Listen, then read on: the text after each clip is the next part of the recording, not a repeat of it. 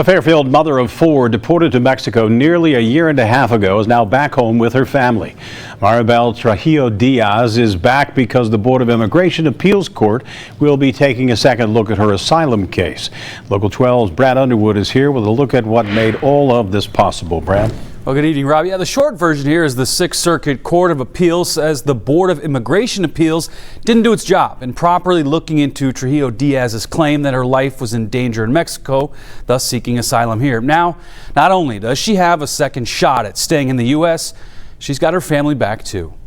Together! Together! Her case and subsequent deportation got attention across the nation.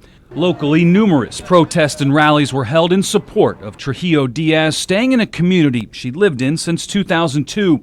After 17 months in Mexico, Trujillo-Diaz is back in Fairfield as she waits for a new hearing. We think it's a huge win. It's pretty rare to win these cases by the time you get all the way up to the Federal Court of Appeals. And so, you know, when we won the case, we were thrilled. I think it really shows that you know, we are a country that's based on the rule of law, and the courts are going to have a say in whether people's rights are being protected or not. As attorneys fought for Trujillo-Diaz in court, on the streets, groups like the Amos Project and Sanctuary Coalition rallied and prayed for her return. It can be really easy to give up and to believe that your words have no power.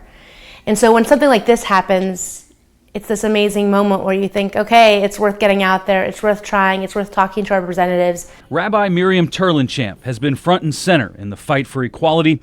For her, knowing that Trujillo-Diaz will get a real shot at staying in the U.S. gives her hope for others forced in separation from family. There's so few times where you have a real win. And so everyone is so excited, texting each other, calling each other.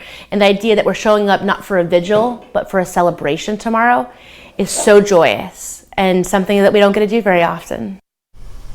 Now she's talking about this welcome home prayer service. It's going to be tomorrow night in Hamilton for Trujillo-Diaz. I will be there tomorrow night, and you'll hear from Maribel tomorrow on Local 12 News, live at 11. Rob?